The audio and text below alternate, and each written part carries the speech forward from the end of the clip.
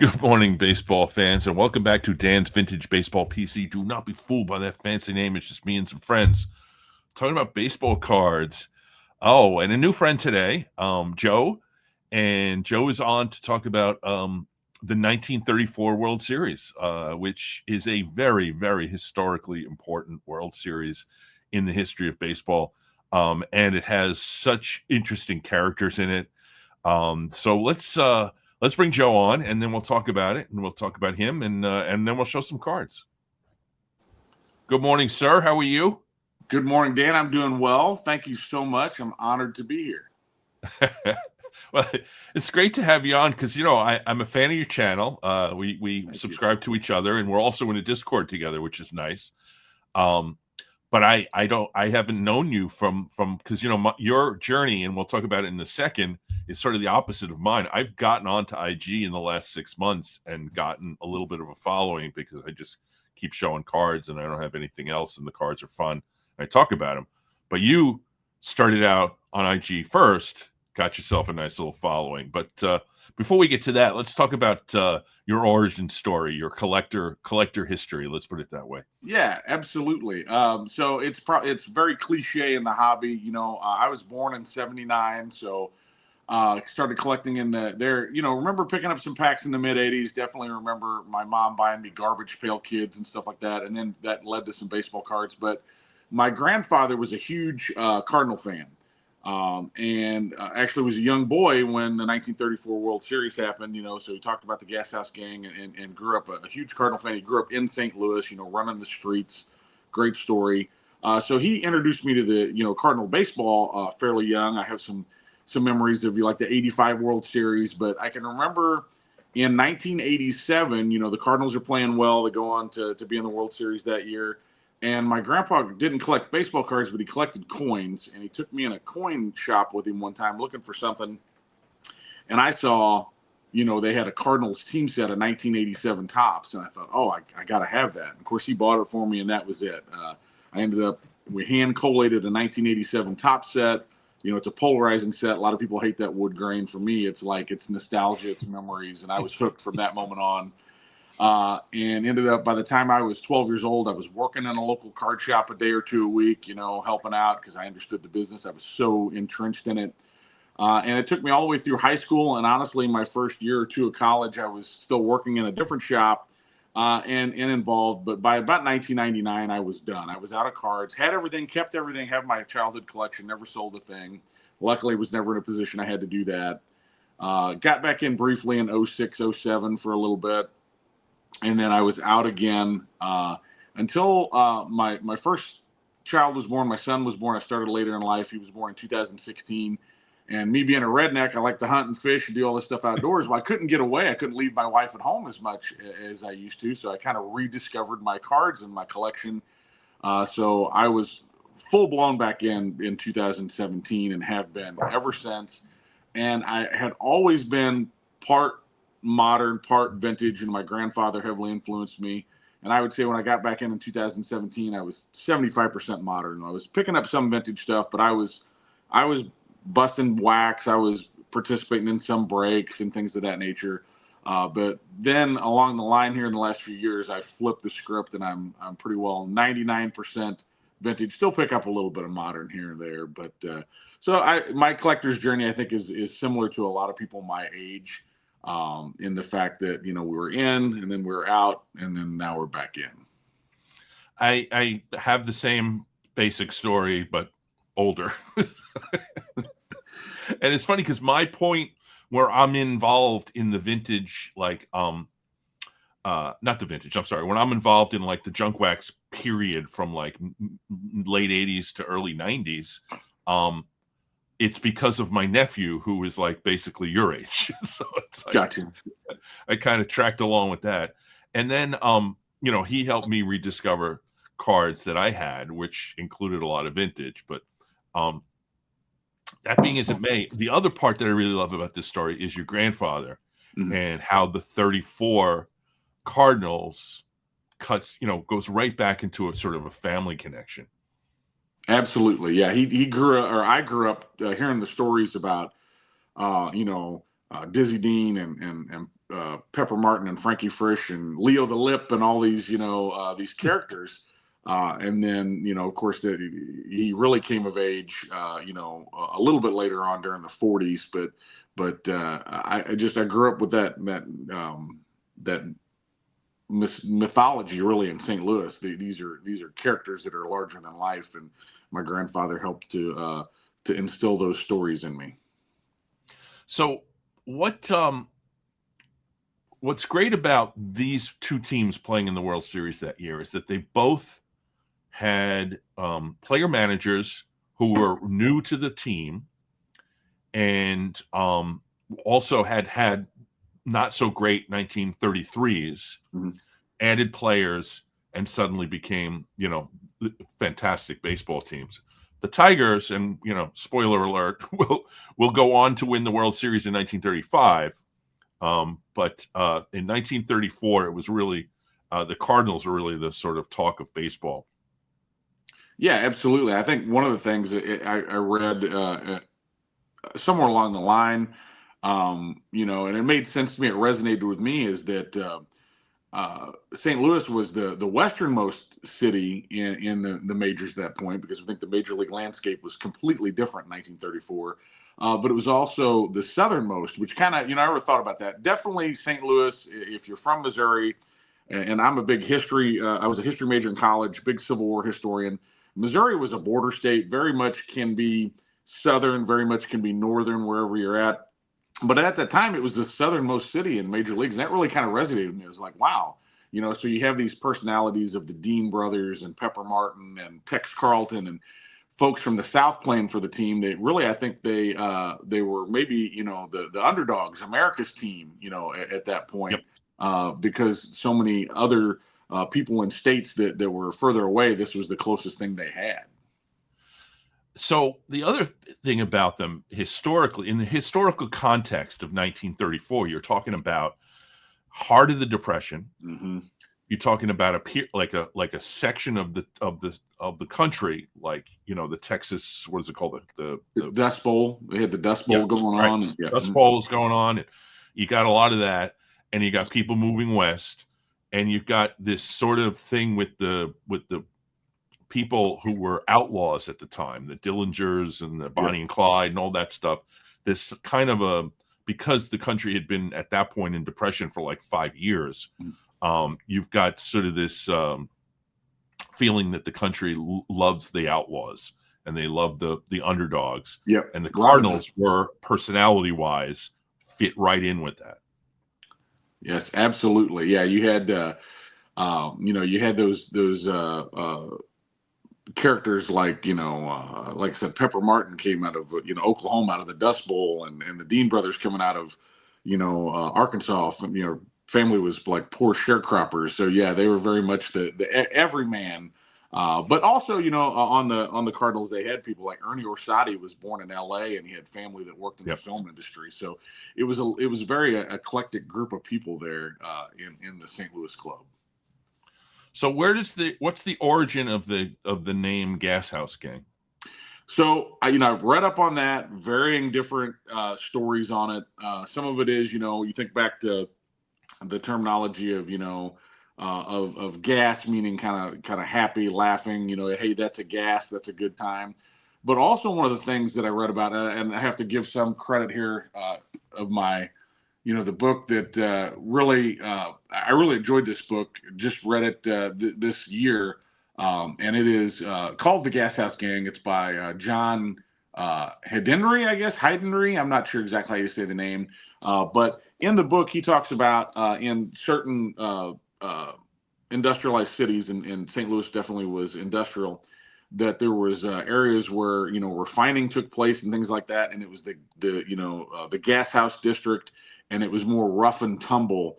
Guys were found there, that would work in that industry, and we found in the bars. So I thought that was interesting. So I think either one of them may be fit, because these were a gang of jokers, but then also didn't shy away from a scrap either. So whatever the origin is, I think it really, really fits this team. Yep. So the Tigers were, of course, a northern industrial town. And they had the great fortune in 1934 of acquiring Mickey Cochran from the Philadelphia A's as Connie Mack was again breaking up a championship club. Sold Fox to the Red Sox, sold Grove to the Red Sox. He sold Cochran to the Tigers, and then Al Simmons went to Phillies, I think. However they broke it up, what happens is Cochran comes to the Tigers. He takes a team that was sort of like 500 or maybe even under 500, has an up-and-coming slugger at first base. The great Charlie Gehringer is in his prime, and Cochran turns the team around, and they go from winning, I think, 76 games to winning 100 games or 101 games, whatever it was. So they're a great story too, in large part because that the Tigers they were so close to winning championships during the Cobb era, and they never won one until Cochran in 35. So this is a baseball card channel, but so we're going to look at some cards, which I'm really looking forward to. Although the first slide is not a card. So cool, though. So cool. I think it was the February auction of Brockelman, a very small auction house, but they have fantastic items. They do only maybe 3 auctions a year. Scott Brockelman is the main guy. So it's a mom and pop kind of thing. You call up Brockelman Auctions and you speak to Scott. So that's how cool it is. And I met him at the National. Wonderful man, and really, really like one of those deep, knowledgeable vintage guys. Anyway, so this comes up, and I am 100% certain that it's authentic, but it was raw. And I said to myself, I got to get this. And I paid the hammer price, I believe, was $100, or maybe it was $100 after the fees, whatever it was. It was not much money, and because it's a full ticket, but it's all creased up and stuff. And I didn't care, what grade it got. I just wanted it authenticated, encapsulated, because it is an absolute treasure for me. And I'm not a big ticket guy. In fact, I only got 2 World Series tickets, but I just felt like it had such great historical importance. And Navin Field, of course, became known as Tiger Stadium. And this is Game 2 of the World Series. Yeah, I'm not a ticket guy either, Dan, but this makes me want to be one. In fact, after you showed this, if you showed a video on Discord, it's been something I've looked at. There's, this would be a series that I might at some point jump in if I can find the right price and join you in this club, because I do think this is just a piece of history and just so very cool. And Navin, of course, was the owner of the Tigers, and he had some issues with he was a bit of a penny pincher himself. So around this time, he was getting older. In fact, I don't think he lived more than another couple of years after this. I think he died in his mid-50s. He was a heavy-set man. But from what I understand, he decided that he wanted to win finally. So he put aside his penny pinching proclivities and went ahead and got some good players there. So, Cochran being the main one. But anyway, so Navin named the field after himself. Why not? You got the money. Why not do it? But they took that. I'm not sure when they took it off and started calling it Tiger Stadium, but I was fortunate to have been in Tiger Stadium. So this is your item, and this is just glorious, this picture. Yeah, this is an R311 glossy National Chickle. And I picked this up not a real long time ago. It came, and I'm mainly an eBay guy. I haven't really taken the plunge into all the auction houses, Dan. I'm afraid I might end up divorced. I don't know, but so I'm mainly an eBay guy, or there is a couple small auction that I follow. But this came up on eBay, and it had back damage, which I'm very much of the frame of mind. That if it's a blank back, I really definitely don't care. So the back damage didn't bother me at all, and it came up it was somewhere around the $60 or $70 price point. And believe it or not, I just hit watch on it. I didn't just pounce on it, even though I knew it's what I wanted. Sometimes I do that, even with a lower cost item.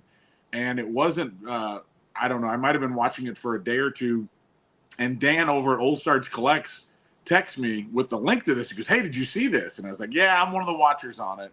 He goes, "Oh, that seems like a really good deal." I was like, I don't know, like 10 minutes later, I sent him a text. I said, well, you convinced me. I went ahead and bought it. I didn't want to lose out on it because I knew I'd kick myself if I did because, most copies of this are closer to the $200 range. And I just think it's such an awesome photo. Like you and I were talking, look in the stands, you get to see how the fans were dressed and their hats and then you get to see the team there. All the players are there. Dizzy's there and Bush is there and Ducky's there, and it's just a really cool photo. All the bats are lined up. Just so very happy to have this in my collection to represent that Gashouse gang. It's and we'll talk about this a little bit later because I have some of these black and white photos from the 30s. It's just, to me, these photos just feel like the 1930s, and you're in the middle of a depression, and yet here these guys are in the stands wearing suits to a game. It's a different time. Yeah, men conducting the only people wearing suits to a game now are coming directly from work. So yes. Or if they're maybe security or something there, but that's about it. So, I saw this when you sent me your photos, and I said, "Oh man, I got to get me one of those." It's beautiful. That is a gorgeous picture. So viewers expect this photo to be in one of my pickup videos pretty soon. Not that, but another example. Absolutely. So I always asked for the money shot, and you sent me the money shot, which is cool. So we're going to be going through these primarily individually, but this is really I'm taken by the fact that they used green in the 33 and the 34 Gaudi for the Cardinals, which doesn't really fit. Yeah, no, there's and there's a couple of those players like I think Bill Walker's still with the Giants, I think, in 33. So maybe the blue fits there a little bit, but why right. You look at the red background on Tex Carlton. It just pops. It's beautiful. I wish they would have used more red, but these still just absolutely phenomenal cards. But why they chose a green or a blue, I'll never know. Artistic license, I guess. Yeah, I mean, it's grass basically, but whatever they could have done it.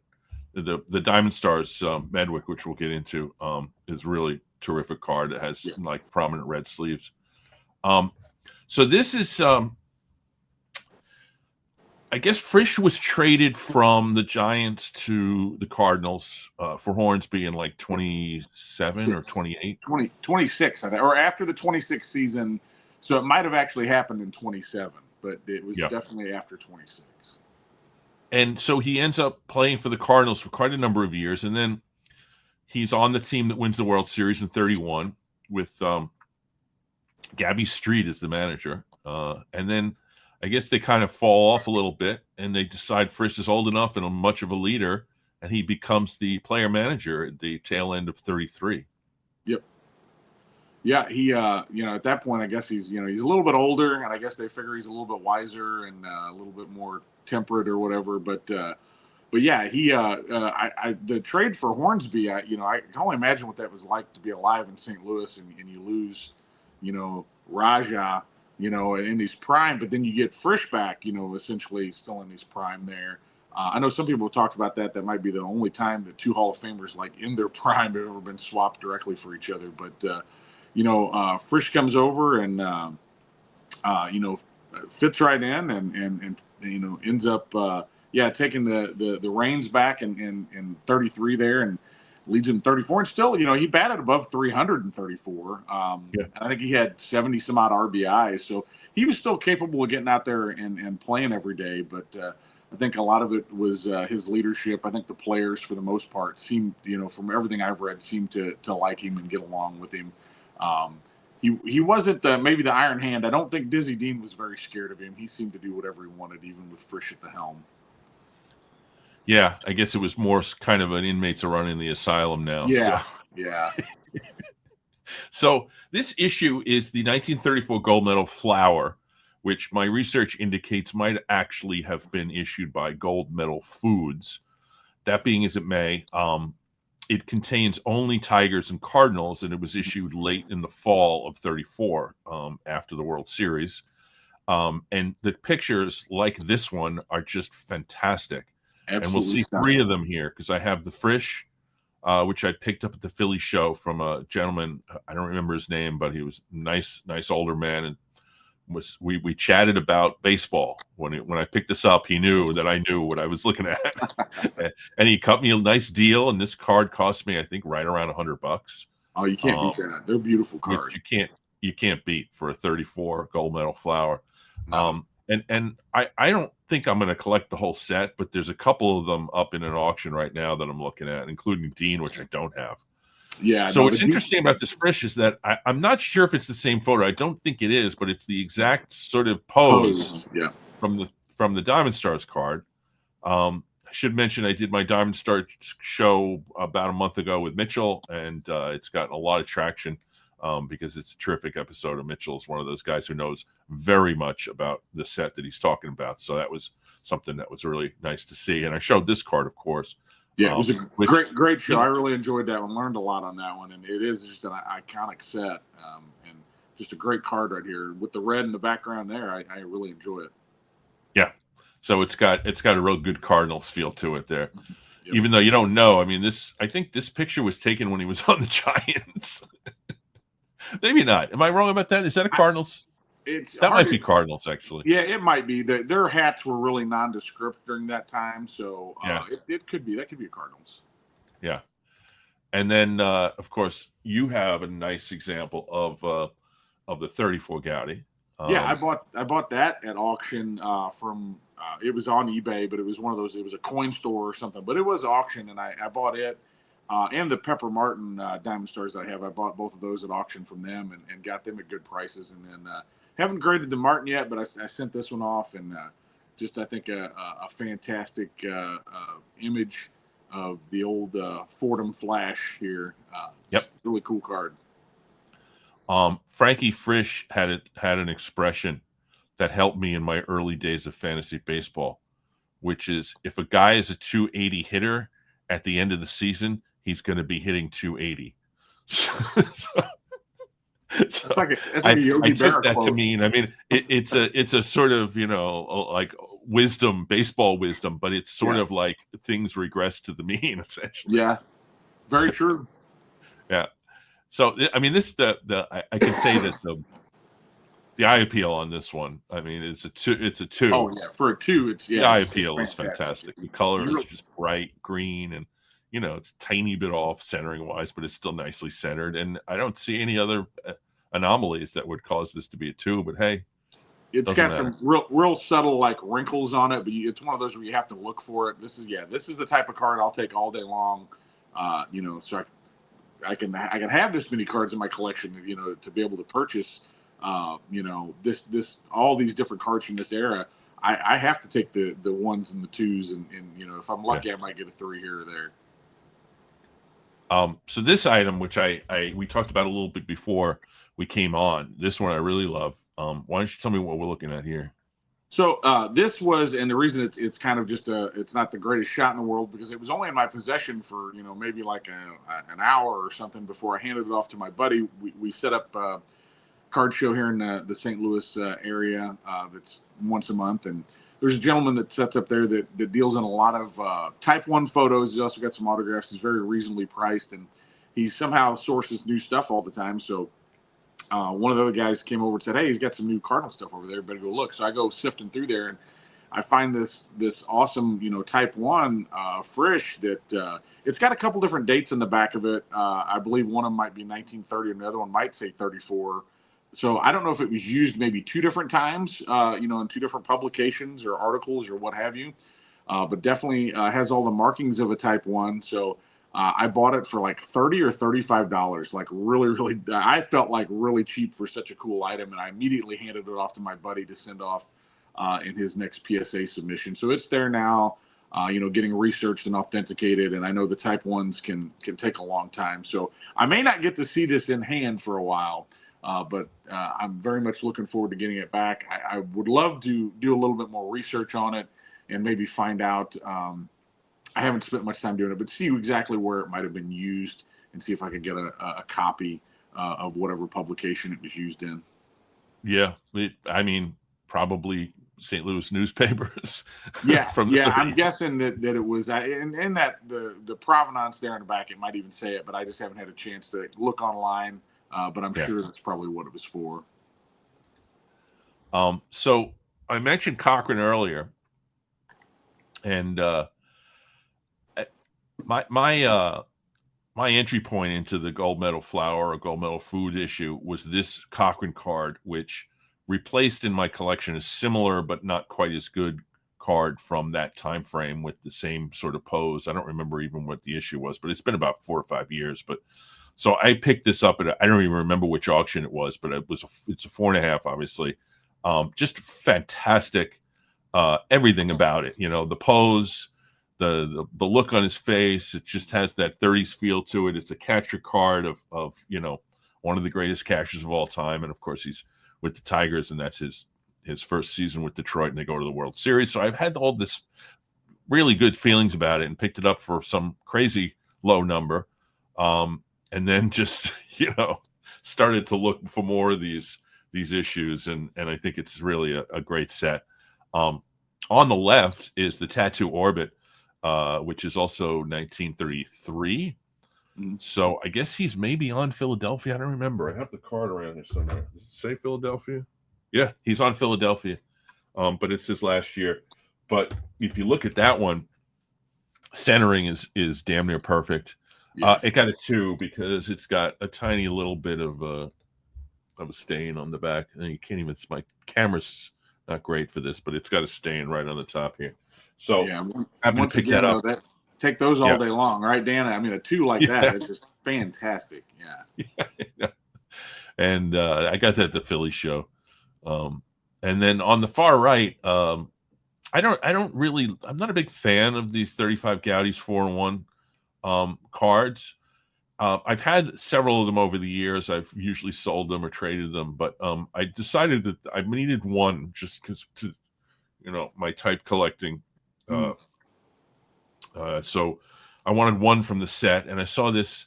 It's a 4. It's really nice. A little bit of whiting around the corners, but it's got 4 guys from this team that were key players. Charlie Gehringer, of course, is the upper right, is a Hall of Famer. Tommy Bridges, who was one of the best pitchers on the team. And then on the right is Billy Rogel. Is that his name? Billy Rogel was like an infielder. Was also a really good player, although sort of shortstop. I believe that so he was that was a nice pickup. And now, we haven't talked about this guy yet. Yeah. And that one of the reasons I'm with you, the 35 Gaudis are not something that I really want to collect a bunch of, but the one I want is the one that has this image on it. Obviously it has the Dizzy Dean, the Pepper Martin. I think Ernie Orsatti of all things is on there, and I can't even think of who the other one might be. But that's the 135 Gaudi that I'm looking to pick up sometime here in the future. Would be the Cardinals, but. So here's your 33 and 34 Dean, which we haven't talked about him yet. Yeah, so this, the 33 Gaudi on the right, there's one that I picked both of these up. I honestly, I think these were both last year. It's hard for me to remember, but the 33 on the right, technical grade is probably right when you look at it. It's got surface wrinkles. Back of it is not perfect. Got some discoloration, some staining on it, but just absolutely beautiful card to have. Because Dean doesn't have a ton of cards. There's not a lot of things out there, for him. And by the old school rules, this is considered, his rookie card. But he does have some earlier, like a 31 Metropolitan that I'd love to get, but they're very expensive. But this is it. Once I had the 33, I was like, well, now I got to get the 34. And I ended up eBayer that I've bought several cards from. I got the one on the left. I was a little disappointed. It came back altered, and I still don't understand what they can, why some things are altered and some things are just chalked up to paper loss. Given a 1, I really hope for a number grade on this because let me see if I can find it here. I don't know if we can show it on camera, but that's what they're calling altered. It was pasted in something, and pulled out. Yeah. Why that? I really don't understand why that changed it from a 1 to altered. But ultimately, the eye appeal on it is crazy. I got a really good deal on it. And just to be able to kind of complete once I get the 35, I'll be able to complete the Dizzy Dean Gowdy run at least. I think I might be able to help you on the altars. Can you pick that up again? Show it in the screen. Absolutely. Yeah. I think that the bottom, pull it up a little bit more. Yeah, there's a bottom corner that looks like it's missing a little too much. That's may be what they hit you on. Yeah. Yeah, it might be. Anyway, it's a beautiful card. Yeah. I had a chance to buy the 34 because this about 5 years ago, the prices were the 33 was very expensive. The 34 was significantly less expensive because it's no longer the rookie. Yep. And I had a chance to buy that card. I don't remember what it was, but I was like looking at comps, and then I looked at it. It was a little high. I'm thinking to myself, I'm not going to pay over comps for this. So I moved on, not realizing, of course, that the card itself would get significant growth, in terms of popularity. And now the price that I could have gotten it at is half of what the comps are. So anyway, I did actually get this card myself, thankfully. It is one of those cards that I paid far less because of the condition. So I wanted to own the card, what I've now referred to as my own appeal theory. Love that term. I've stolen it. It's in my vernacular now, Dan, because of you. Well, thank you. And so, it was, I bought it, I remember, off of a friend on Twitter, back when I was on Twitter. And he got me, gave me a nice deal. We checked the numbers, we checked the comps. I got under comps, and for a card like that to pay, I don't even remember what it was. It was a couple of $100. I was happy to add it to my collection. I don't feel the need to upgrade it at this point. The card on the right is interesting because I bought this in I started looking at it, and I didn't really know much about it. I know nothing about it. I'm waiting here. It's the Kellogg Sports Stars, sports stamps, and they have individual stamps are graded, but also they came in panels of 4, and they're all different all different sports. So this is Medwick, and it's 37, probably late in the year after he'd won the Triple Crown and the MVP that year. Medwick, right? Am I right about that? 37? Yeah, 37. Yeah, that was his Triple Crown. So I figured this is an MVP card, and it's got to be low pop. And I go into SGC, and SGC has graded 1 of these. Wow. this one. And then I'm thinking, wow, I got to pop one. And I looked at PSA, and there are like 5 of them graded on PSA. So, oh well. Wow, that's really cool. 6. Yeah, very nice. So that's my I need to get more Medwick, but that's my current only Medwick.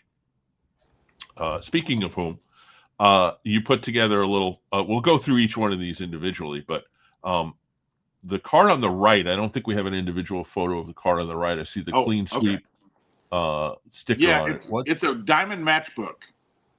So it is one of the diamond matchbooks. It is intact. It's considered 34 diamond matchbooks. Nice. Honestly, I have my good friend John, who he does a lot in clean sweep auctions, and he knows I'm a Ducky guy, and he ended up picking that up for me. He was like, I figured I could probably flip it if you didn't want it, but I had a feeling you'd want it. And I was like, heck yeah. I think he gave about $30 for that, and I just thought it was a very, very cool piece. I'd like to actually add some more of those diamond matchbooks. There's some neat images on them. So that was something that he just, it's good to have friends in the hobby. They think about you. They know, hey, that's a Ducky card going for fairly cheap, because there's a lot of people outside of St. Louis that he's not an A-list Hall of Famer. So to have people looking out for me in auctions is a fun part of being or a big part of being in this hobby. He's yeah, I mean, I had a Medwick, I think it was the Diamond Stars at one point, and it was in a 5. I bought it, and it ballooned in terms of price. And I sold it because I'm like, anytime I buy a card for X number and it's now double that number, I have to sell it to get more cards. So the money I understand, So I would like to have I don't need a 5 in the Diamond Stars Medwick. I'll get eventually. I'll get a 1 or 2. But I need to go back for a second to Dean, because we didn't mention this. What Dean did in 1934 was win 30 games. Yes. And that was after he had a constant contract disputes going on. So I don't remember. He missed 4 or 5 starts there in the heat of the summer because he was in this, piston match with Branch Rickey and Sam Breeden over his contract and Paul's. Like, he felt like he had to be the mouthpiece for his younger brother. So I mean, he won 30. He was 30-7 with like a 2.66 ERA and almost a 10 WAR that year. And that was I can't remember exactly how many starts he missed, but I want to say 3 to 5 starts were missed. So who knows what his numbers might have been. And we'll get into Paul in a little bit, and we'll get into the World Series in a little bit too. But back to Medwick. This is the 38 Big Head, as I call them.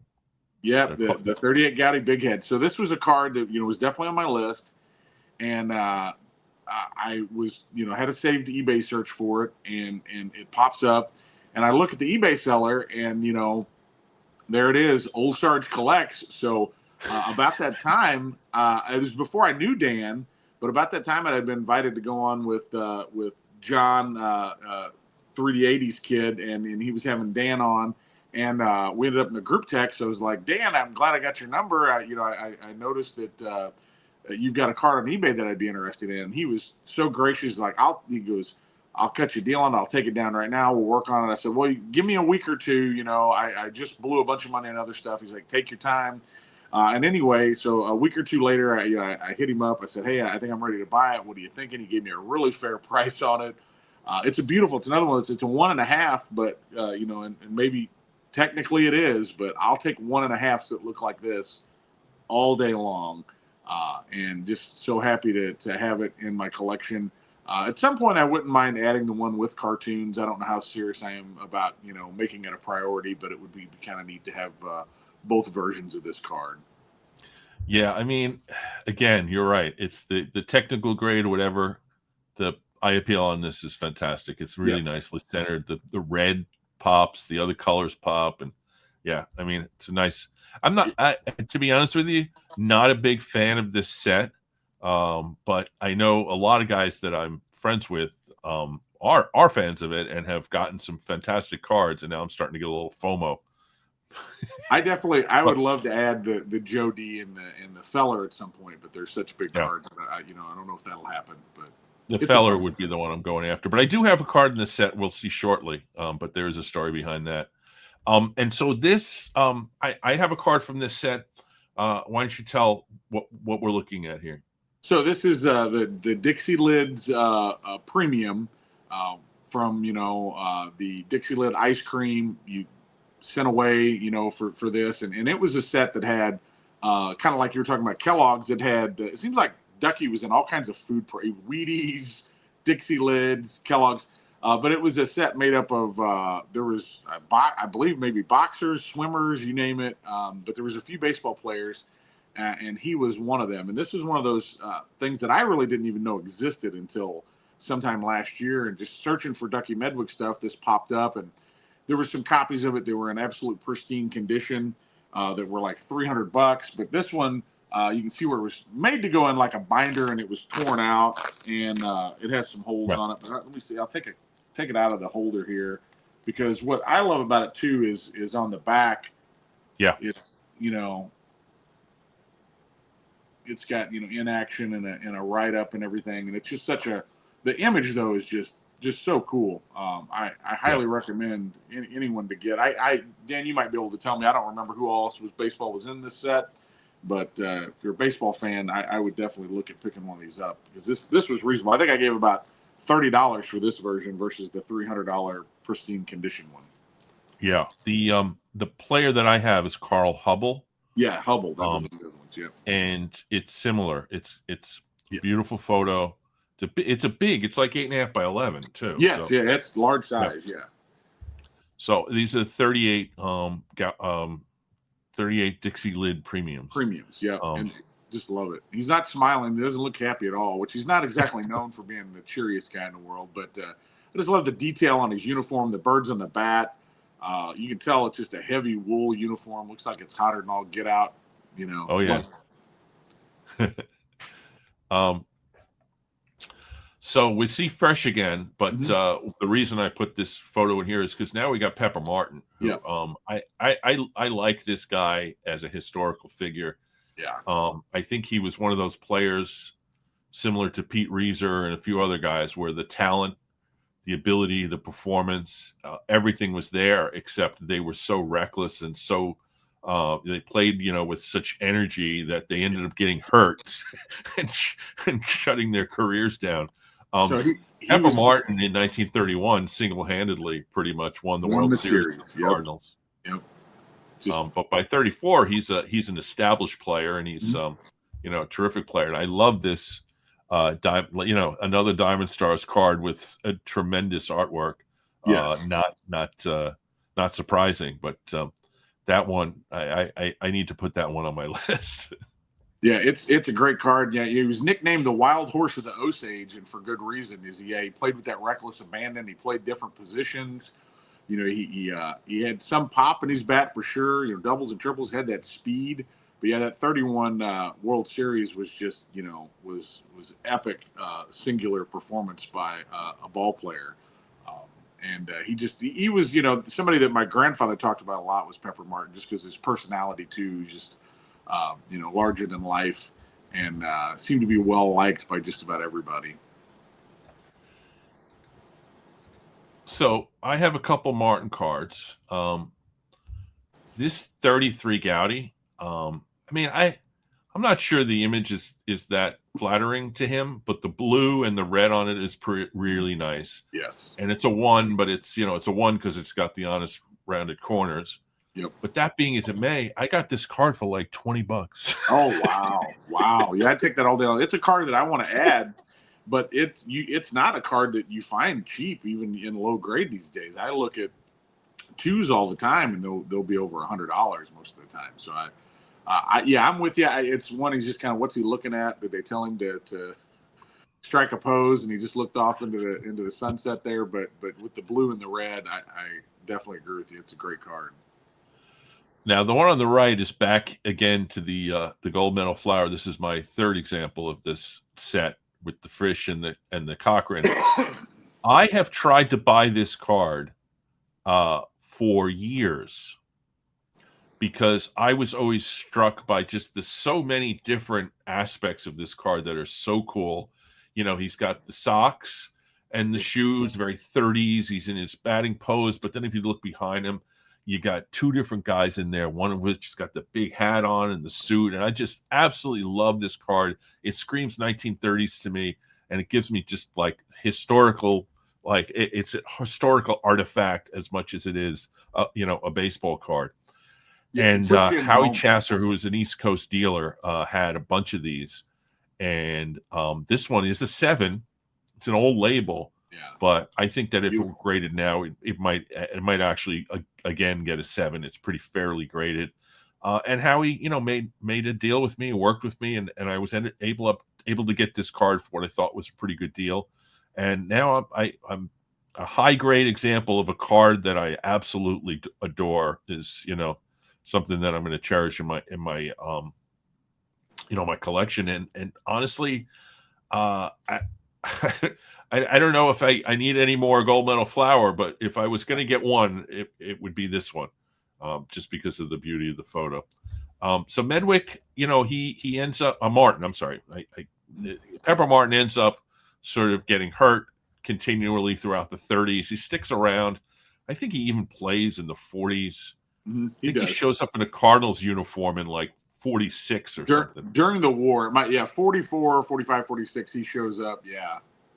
I think more as a gimmick than anything. It was during the war, but yeah, he ends up there sometime in that period.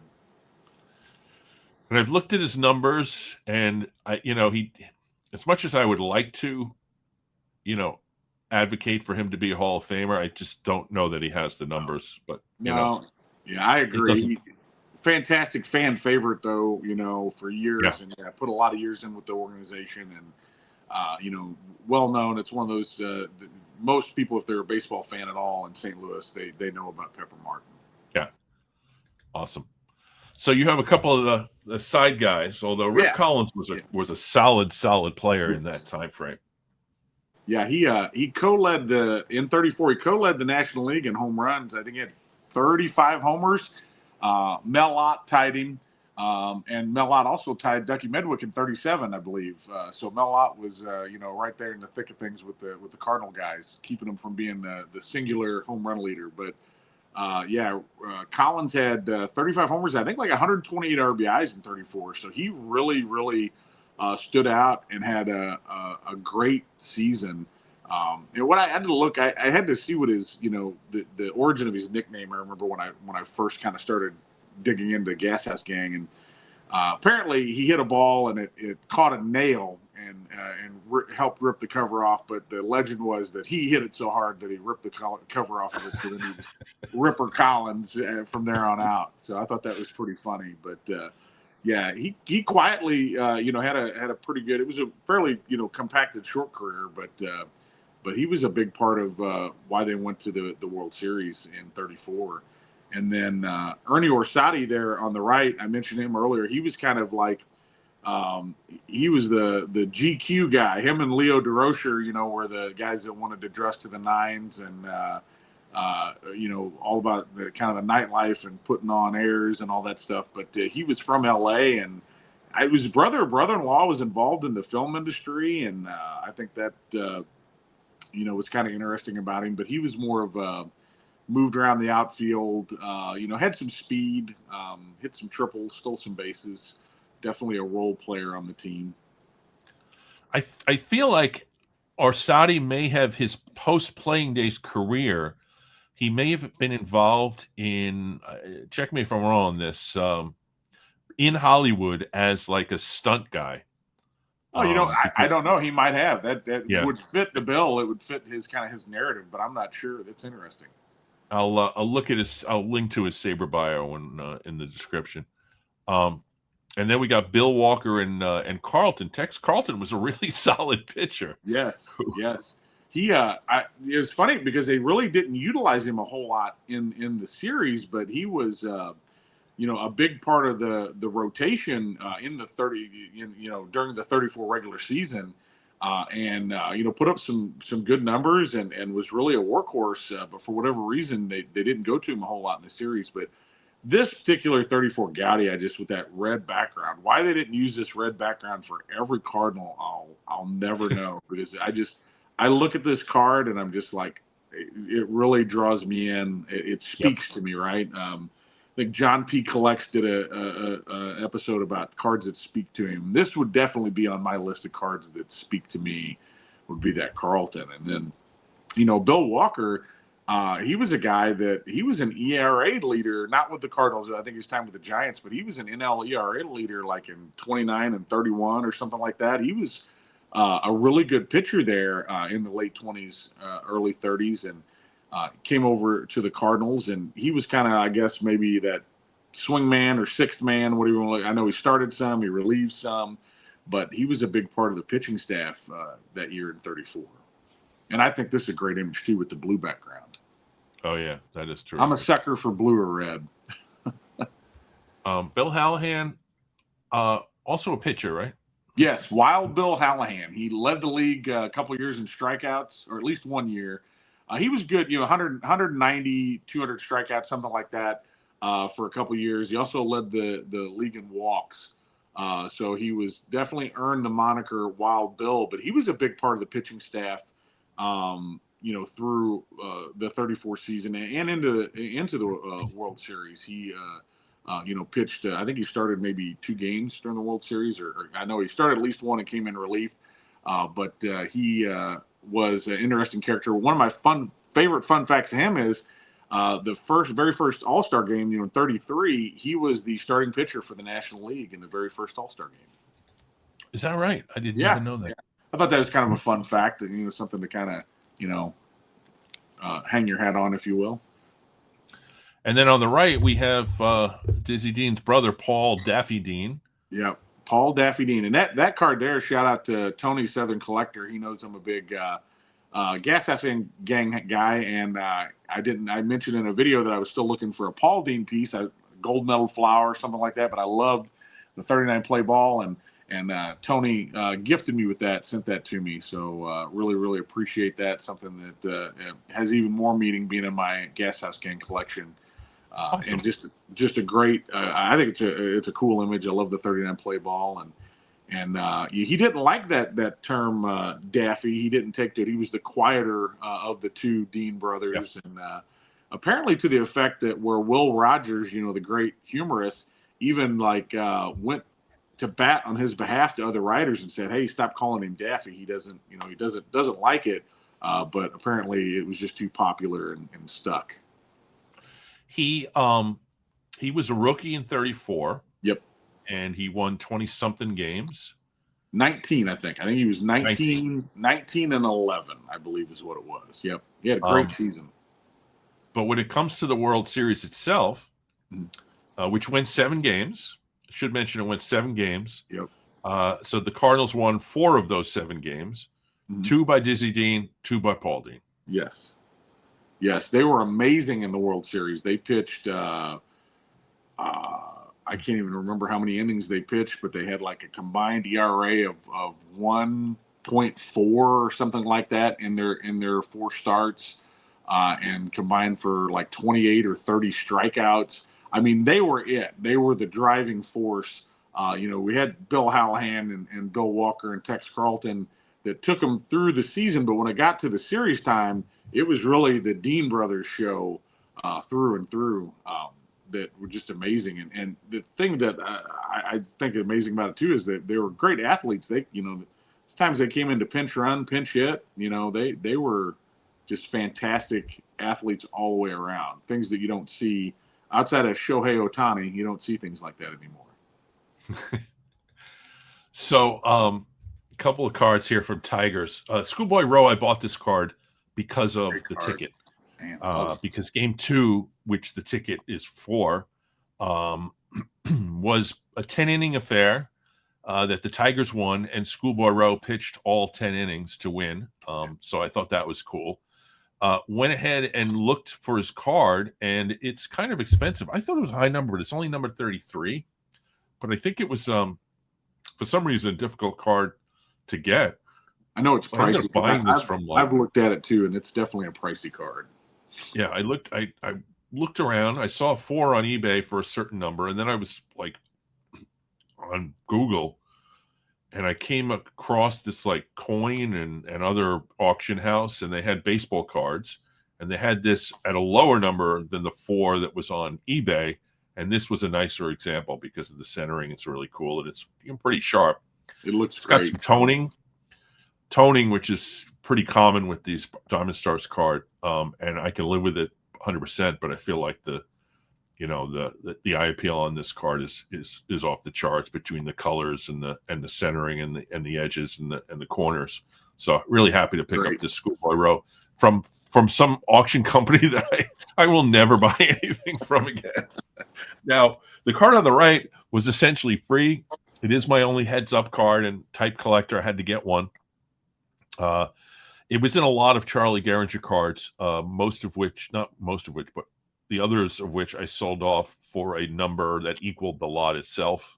Oh, nice price. So this essentially didn't cost me anything. I sent it off just to get it encapsulated. It was obviously going to be a 1, but it's the scribbles, the Charlie Gehringer with scribbles. Like I said, I'm not a terribly big fan of the set, but I do respect it, and this is a pretty cool card.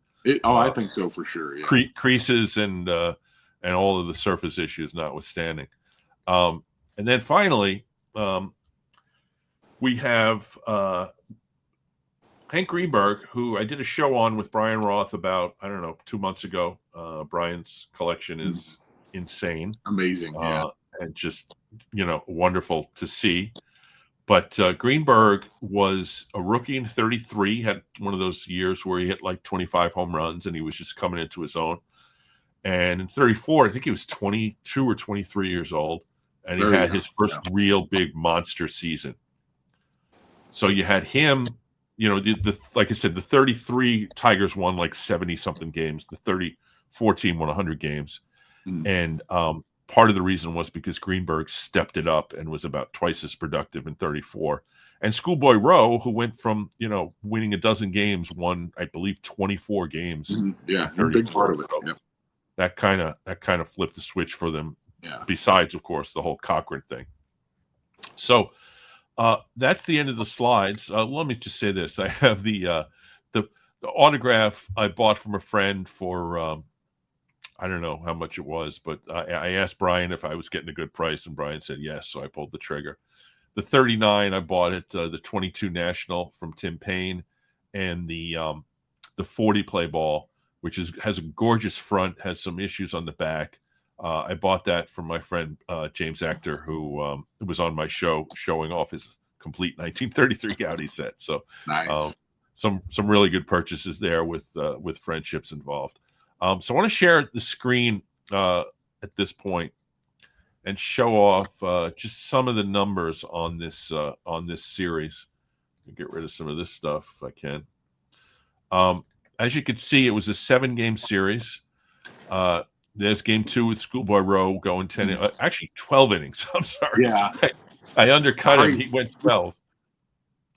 He pitched the whole game. You got Dean Dizzy winning game 1, Paul Dean winning game 2, and then Tommy Bridges was another pitcher. He's on that 4-1 with Cochran. I should get a full Tommy Bridges card. And then the Cardinals are trailing 3-2, and they go into Tiger Stadium, although it's known as Navin Field at that point, and they win game 6 behind Paul Dean, and they win game 7, 11-0 behind Dizzy Dean. So really good. Really